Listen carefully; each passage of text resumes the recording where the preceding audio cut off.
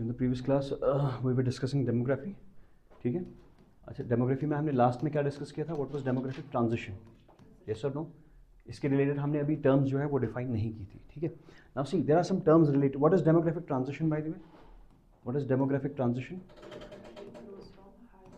Shift from high birth and death rate to low birth and death rate, that is called as demographic transition. ठीक है. Now you know, for example, if this is a country, if I'm talking about any country, इस country में क्या होती है, कुछ population जो ही होती है जिसको हम कहते हैं dependent population. ठीक है. One is called as dependent population and other is called as working age population.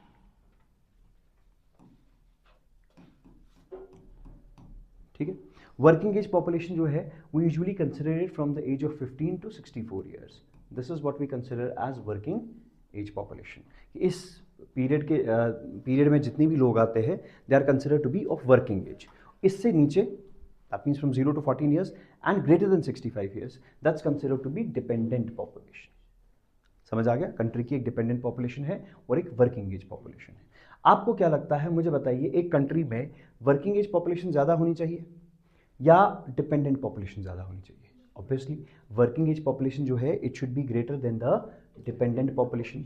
तभी जाके क्या होगा, एक कंट्री जो है it will be considered to be a progressive country. समझ आ गया कि नहीं? लेकिन कभी कभी हमारे इंडिया में its working age population is more. It's around 64 to 68%. As पर different estimates it is 64 to 68%. So that means हमारे पास जो वर्किंग एज पॉपुलेशन है वो ज़्यादा है as compare to the dependent population. और होना भी नॉर्मली ऐसा ही चाहिए कि आपकी जो वर्किंग एज पॉपुलेशन है वो ज़्यादा होनी चाहिए as compare to dependent population. अब मुझे बताओ, if the working age population, आप ऐसा ले लीजिए फॉर एग्जाम्पल, आपकी जो वर्किंग एज पॉपुलेशन जो है, इफ दैट इज, दो ही केस है, either it will be greater than the dependent population. ठीक है. अब it's very difficult, that will be equal to that population. ठीक है. और वर्किंग एज पॉपुलेशन क्या होगा, इससे कम होगा. ठीक है. अब मुझे बताइए, आपके लिए एज ए कंट्री, आपके लिए जो है पॉपुलेशन, ये आज आपकी जो कंट्री है उसके लिए बोनस क्या चीज है? ये वाला चीज बोनस है या ये वाला चीज बोनस है? Working age is greater, this is in bonus for the country. This is called as demographic dividend. मतलब फायदा, डेमोग्राफी होने का जो आपको एक्स्ट्रा मिल रहा है, that's called as demographic dividend. It's a boon, it's also called as demographic bonus. समझ आ गया? Why the bonus? बिकॉज इसकी वजह से जो है आपकी कंट्री जो है वो ज़्यादा प्रोग्रेस करेगी. वाई? बिकॉज ज़्यादा लोग काम कर रहे हैं और कम जो है वो डिपेंडेंट है. लेकिन अगर ऐसा हुआ कि जो कम जो बैठे हुए हैं, which are consider to be the dependent population, वही ज़्यादा हो गई और वर्किंग एज पॉपुलेशन कम हो गई. So don't you think it's a burden for the country? It's called as demographic burden. This term is called as what? This term is called as demographic burden. Clear? So what is demographic transition भी clear हो गया, demographic dividend भी clear हो गया और demographic burden भी clear हो गया. But now what is demographic dividend? अगर आपकी working age वाले जो है, working age कौन सा? 15 to 64. ये ज़्यादा है as compared, उससे कम और उससे ज़्यादा. It's called as dividend. ठीक है. And what is burden? अगर वो कम है तो that's called as demographic burden. यहाँ तक क्लियर हो गया? Okay. There is one more thing that's called as brain surplus. What do you mean by this term brain surplus?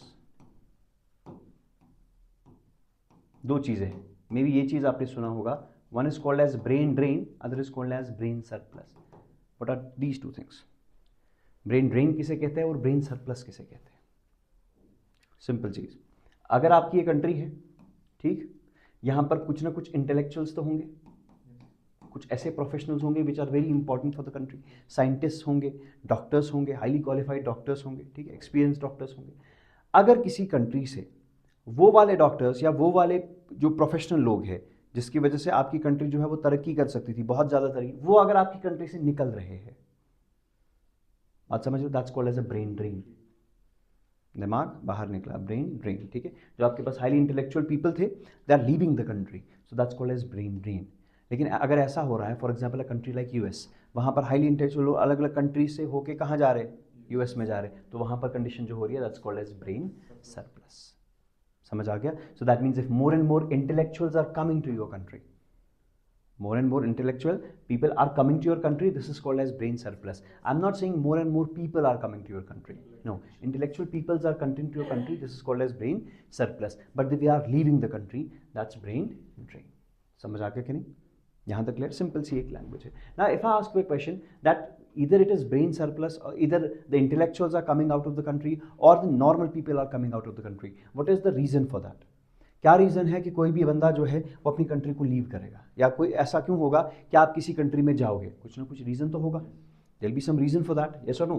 Now see, अभी हमने क्या कहा था? हमने कहा था कि एक पॉपुलेशन पे 3 चीज़ों का इफेक्ट पड़ रहा है, ठीक है? One is the birth, the second one is the death, and third one is the migration. Yes और नो? हमने कहा था ये 2 प्लस अदर चीजें हम किस में डिस्कस करेंगे? हम डिस्कस करेंगे वाइटल स्टैटिस्टिक्स में, where will discuss other vital events in addition to births and deaths, ठीक है? बट अब बात होगी किसकी? माइग्रेशन की. अब माइग्रेशन जो है वो 2 टाइप का है, ठीक है? 2 टाइप का है. One is emigration, one is called as emigration and other is called as immigration, I वाला immigration. One is called as emigration and other is called as immigration. And you know, a person if he emigrates from one country, he will immigrate into the another country. Yes or no? होगा ना? एक country से अगर निकलेगा तो कहीं ना कहीं तो जाएगा ना, तो वहाँ वो एज ए इमिग्रेंट जाएगा. और अगर लीव करेगा, he'll be, so that means if a person is leaving a country, if a person is leaving a country, he'll be called as a immigrant, ठीक है? And if he is entering a country, will be called as an immigrant. समझ आ गया कि नहीं? What is emigration and immigration? So if you are leaving the country or you are entering the country, it's called as emigration, and the person who is doing that, he'll be called as immigrant and immigrant. समझ आ गया? Okay. Now, if I ask you a question, why do people emigrate or immigrate? Or in other words, why do people migrate? What is the reason for that? The reason for that is push and pull factors. We call these factors combinedly as push and pull factors. I'm not into the sociology of that कि क्या हो रहा है, मुझे उसके साथ कुछ नहीं है कि क्या क्या पुश फैक्टर्स है, क्या क्या पुल फैक्टर्स है. That's not my domain. But होता क्या है? पुश फैक्टर्स और पुल फैक्टर्स. पुश फैक्टर्स मतलब कुछ ऐसी चीज़ें हैं जिसको कंपेल कर रही है इस कंट्री से निकलने के लिए. समझ आ गया? और पुल फैक्टर्स किसी दूसरी कंट्री में है जो इसको कंपेल कर रहे हैं कि आप हमारे पास आ जाओ. May be that is climatic conditions ऐसे है, या आपके पास अपॉर्चुनिटी ऐसी है, जॉब अपॉर्चुनिटी ऐसी है, या यहाँ पर जॉब अपॉर्चुनिटी नहीं है, वहाँ पर है. सो दैट मीन्स पीपल जो है they are compelled to go from one country to another country, ठीक है? सो दैट मीन्स जॉब नहीं है, पुश फैक्टर. यहाँ पर जॉब है, pull factor. It's trying to pull people towards it. समझ आ गया? Exactly, same is the case. People are leaving your country and going to another country. Very few people are entering the country. ठीक है? India is one of the countries which has the highest record for immigration. यहाँ से लोग ज़्यादा जो है वो जा रहे हैं because there are more push factors than the pull factors. So जब पुश फैक्टर्स ज़्यादा होंगे, ठीक है, और अब खींचने वाले फैक्टर्स कम होंगे, तो ऑटोमेटिकली आपका क्या होगा? इमिग्रेशन ज़्यादा होगा और इमिग्रेशन कम होगा. समझ आ गया? यहाँ तक कोई प्रॉब्लम तो नहीं है? Done with this. So these are some of the terms जो आपको पूछी जा सकती है. वेरी लेस चांसेस बट पूछे जा सकते हैं. Okay, if I tell you, can you tell me what is gross migration? Now let's discuss this thing. What is gross migration? Gross क्या होता है? Gross means total. Gross means total. If I say what is total migration? Total migration तो दोनों आएंगे. जो जाएगा वो भी माइग्रेशन कर रहा है, जो आ रहा है वो भी माइग्रेशन कर रहा है. यस और नो? कर रहा है कि नहीं? So that means gross migration is always given as immigration plus emigration. If you add these two, this will give you something called as gross migration. समझ आ गया कि नहीं? So what is gross migration? Gross migration is simply if you add immigrants and emigrants. That means people who are leaving the country and the people who are coming to your country. अगर आप दोनों को add करोगे, it's called as gross migration. समझ आ गया? Done with this? Now there is one more thing before I discuss few more things. Do you know what is rate? ये rate किसको कहते हैं? Very important. And this I am not going to discuss again in your vital statistics because वहां पर आप सिर्फ हर किसी word के पीछे रेट देखेंगे. Crude death rate, standardised death rate, ठीक है, क्रूड बर्थ रेट, ठीक है, हर किसी के पीछे रेट देखेंगे. What is this rate? शाबाश. ना ना कंट्री छोड़ो, this nothing to do with the country, I am saying normal word, what is rate? आप किसी भी चीज के पीछे रेट देखोगे, what is this rate mean? ये वो रेट नहीं है जो खरीदने वाला रेट है, किसके साथ कंपैरिजन?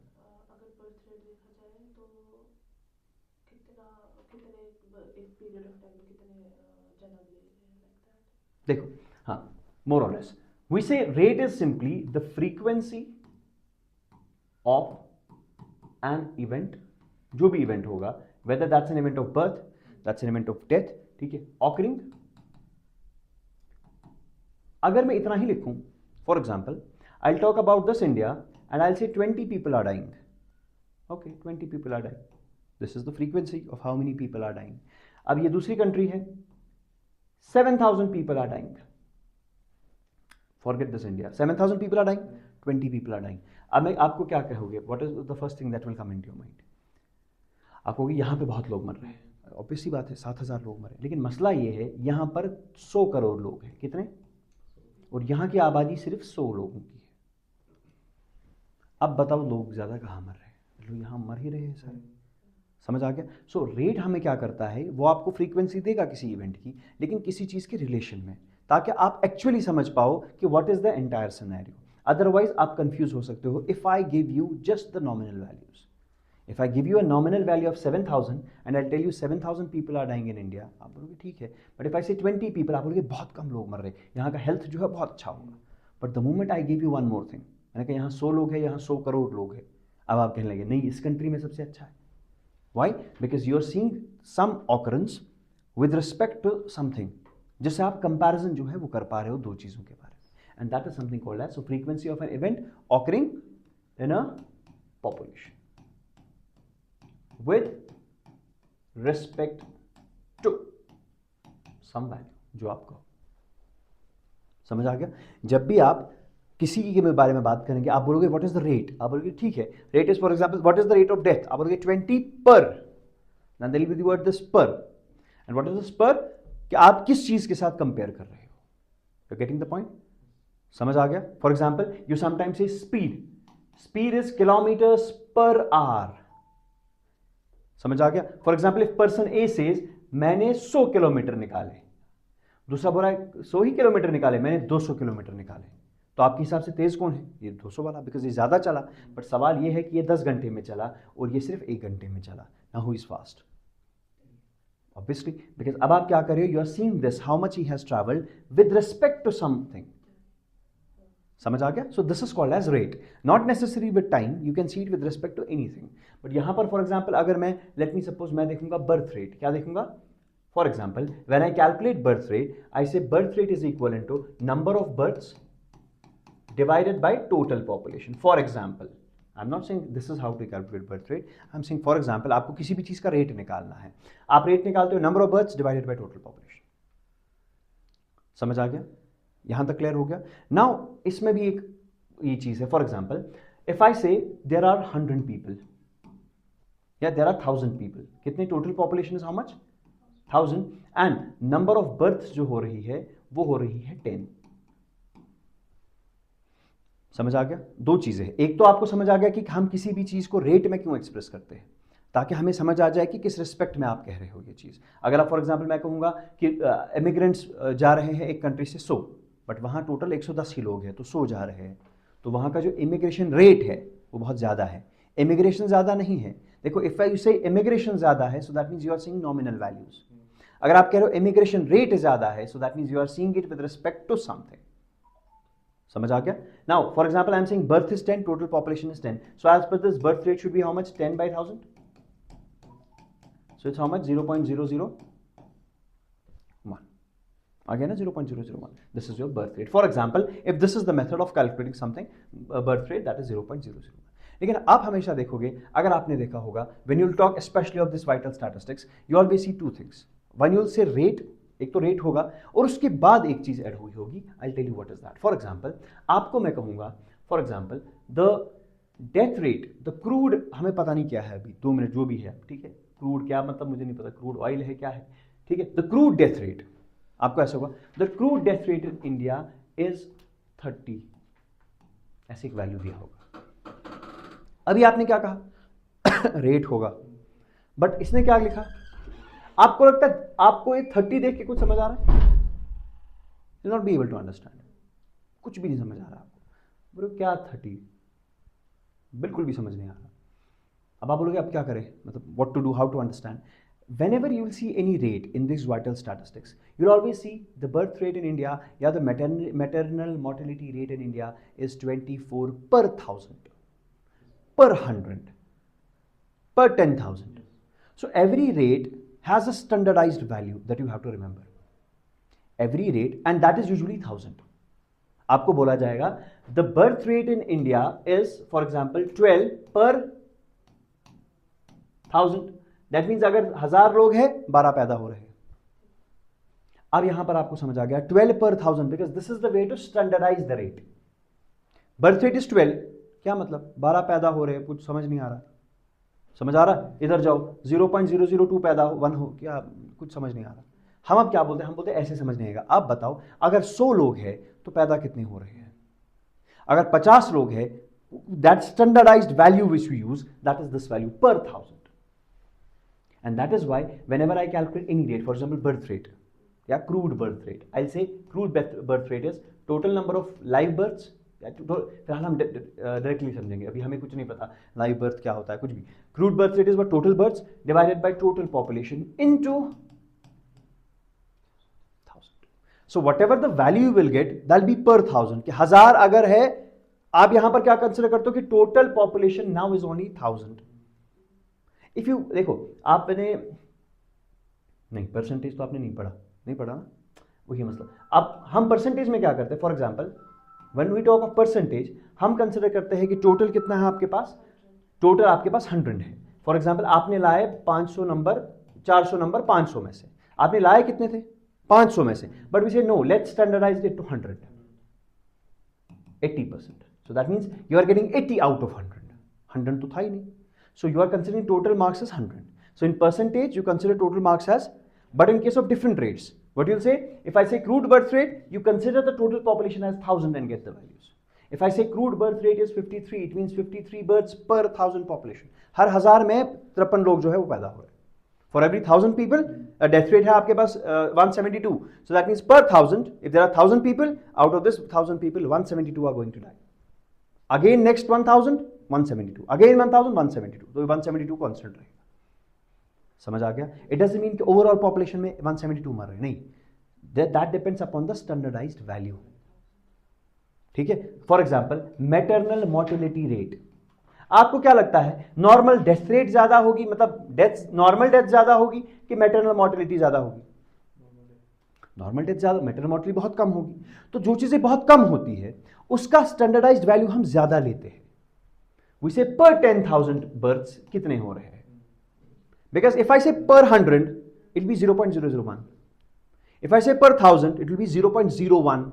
वो डेसिमल को हटाने के लिए जब आपके पास कभी भी ऐसी कोई रेट होती है जिसके वैल्यूज काफी कम होते हैं, उसका स्टैंडर्डाइज्ड वैल्यू उतना बढ़ा दिया जाता है. समझ आ गया? ये चीज बहुत इंपॉर्टेंट है, तो थोड़ा समझिएगा. क्लियर हो गया किस तरीके से करना है? Okay, now will discuss this again. जब हम बात करेंगे कि वाइटल स्टैटिस्टिक्स की, तब आपको याद रखना पड़ेगा. इफ आई से क्रूड बर्थ रेट पर व्हाट, पर 1000, पर 10,000 क्या है, पर 1 लाख, पर 100 क्या है, और पर 100 का हमने नाम दिया था परसेंटेज जो दिया था. बट इफ इट्स पर 1000, पर 10,000, उसमें हम सीधे कहते हैं क्रूड बर्थ रेट इज 25 पर 1000. 1000 में 25 पैदा, 10,000 में 300 मरेंगे, या जो भी सिनेरियोस होंगे. यहां तक क्लियर हो गया? ये रेट समझ आ गई. अब वापस आ जाए कहां पर हम थे? इमिग्रेशन पे. अब मुझे बताओ, if I ask you what is immigration rate,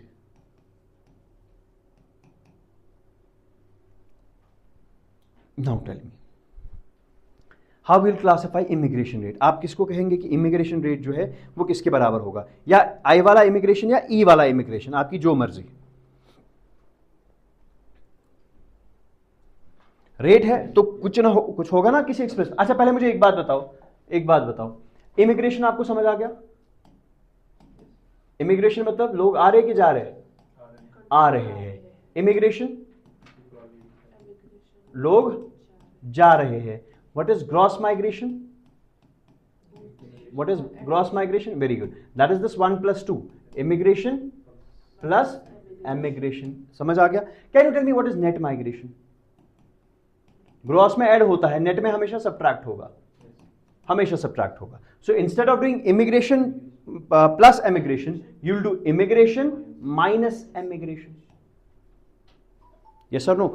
net migration में हम क्या करेंगे? Immigration minus emigration. Now can you tell me, if this immigration is more, I वाला is more, E वाला is less. If you subtract them, will you get a positive value or a negative value? Positive value. That means, for example, if I say net migration is positive, net migration positive, इसका मतलब क्या हुआ? ये value बड़ा होगा और ये छोटा होगा. So that means immigration is greater than emigration. अगर ये वैल्यू नेगेटिव हुआ, that means जो आप माइनस कर रहे हो वो बड़ा था. So that means emigration is greater than. क्या आप मुझे बता सकते हो, if I ask you a question, if the net migration is positive, if net migration is, will the population of a country increase और डिक्रीज?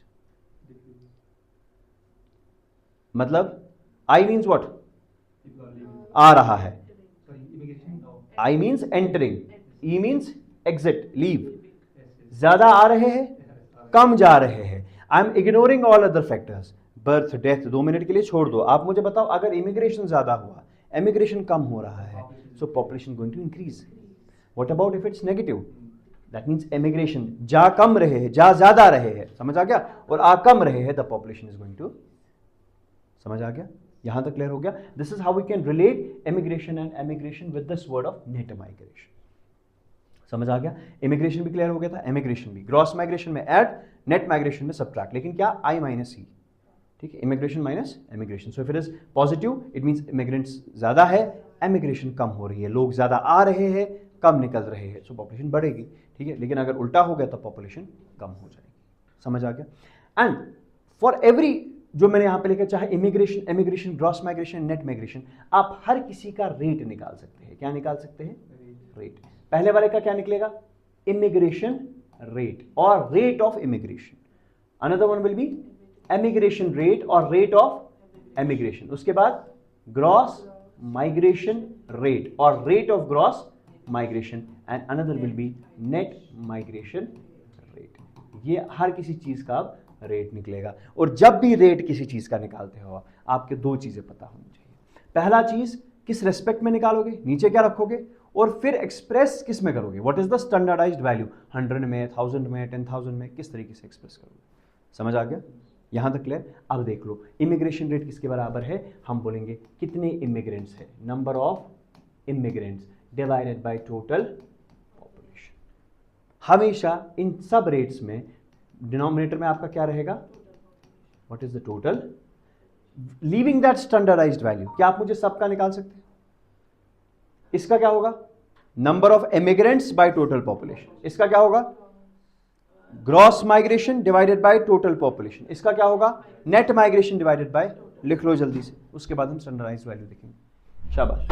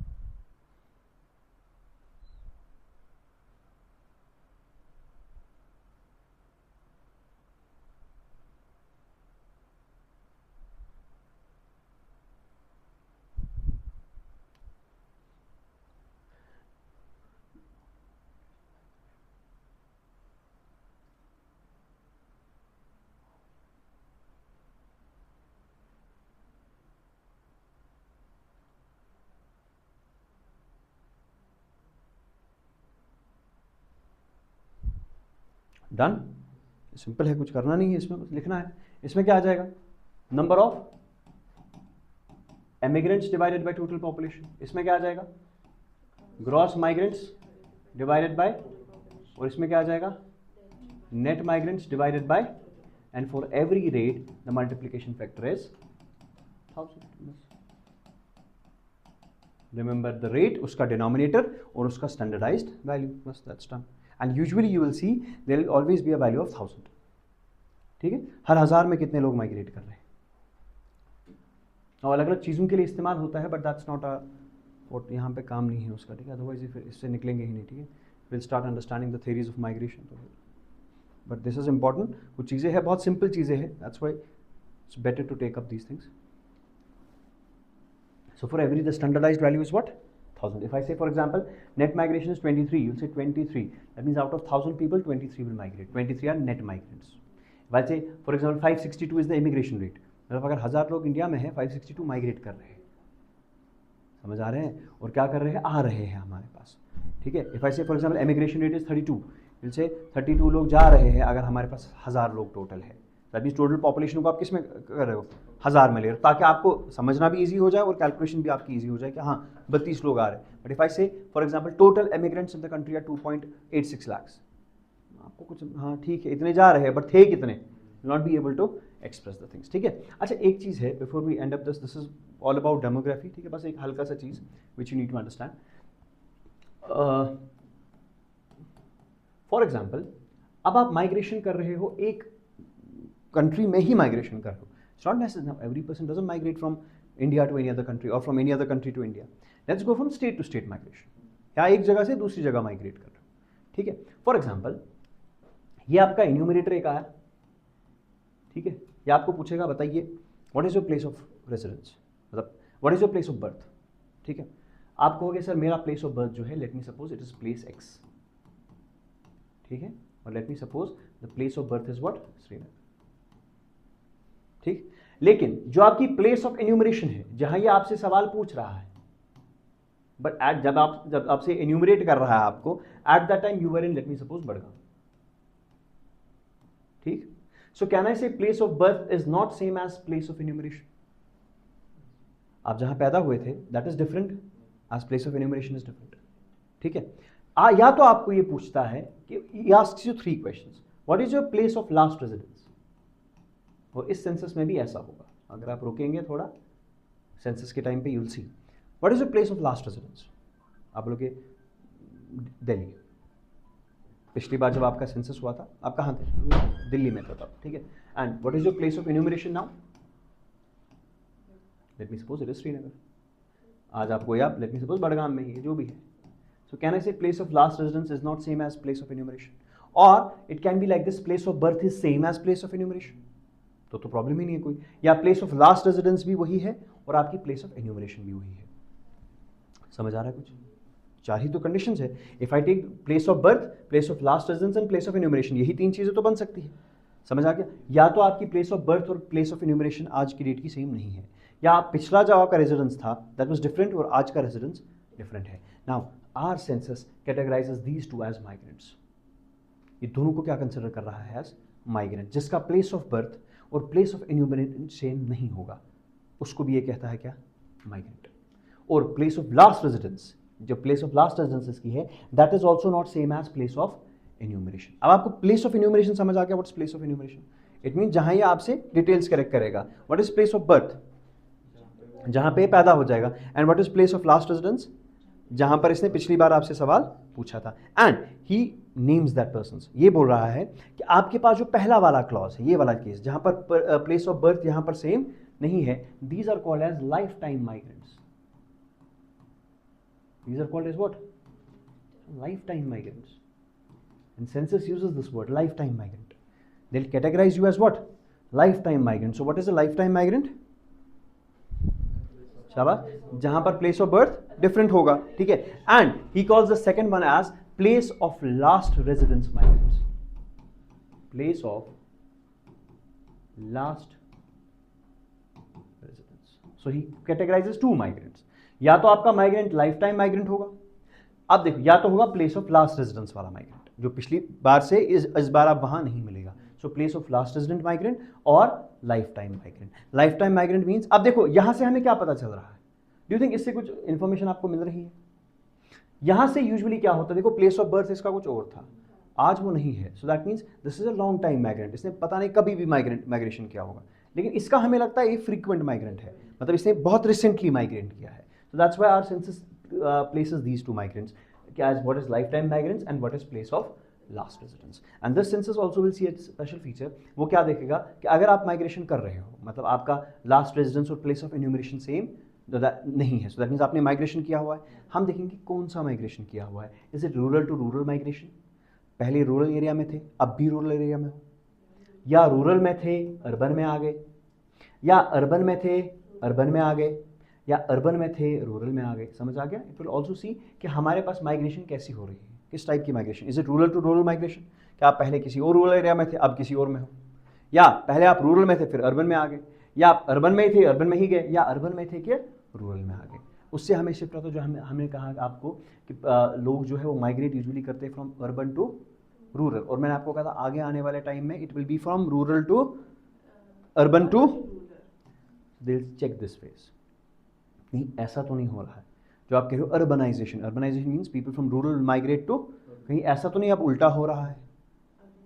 समझ आ गया? वो चीज़ें भी है जो है, काफ़ी सारी चीज़ें हैं but not for your exams, बस इतना काफ़ी है आपके डेमोग्राफी के लिए। This is all about that you have to discuss in demography. समझ आ गया? तो डेमोग्राफी में चीज़ें जो है सबसे most important is your census, उसके फीचर्स, उसके functions, that be the most important. उसके बाद वो डेमोग्राफिक ट्रांजिशन मॉडल जो हमने पढ़े थे, वो अलग अलग स्टेजेस हुए थी, और इंडिया के स्टेज में कहाँ पर है, ठीक है। एंड सम फैक्चुअल पॉइंट्स कि सेंसस जो है वो कहाँ कौन कराता है, and what is the okay what is the website of census, ठीक है। वो सेंसस जो है उसकी वेबसाइट क्या है, that is census India, you can check it out as well .gov.in, ठीक है।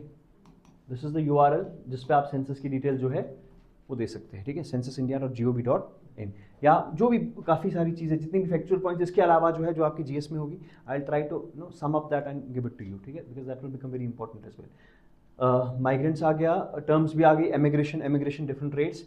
The most important thing is this one, जो मैं ये कह रहा था पर 1000, just try to remember, this is very important कि किस तरीके से जो है माइग्रेशन होती है, और सॉरी किस तरीके से रेट्स डिसाइड होती है, ठीक है। अगली बार जब भी हम बात करेंगे किसी स्पेसिफिक रेट की, जब हम रेट की बात करेंगे, आपने सर किस में एक्सप्रेस हो रहा है, पर 1000 पर 10,000, तब जाके आपको चीज़ें जो है वो समझ आ गया, otherwise you will not be able to understand. यहाँ तक समझ आ गया? तो tomorrow will start I guess with vital statistics, उसमें मुझे लगता है 1 या 2 लेक्चर्स लगेंगे, and will wind up this thing, ठीक है। Rest will discuss tomorrow.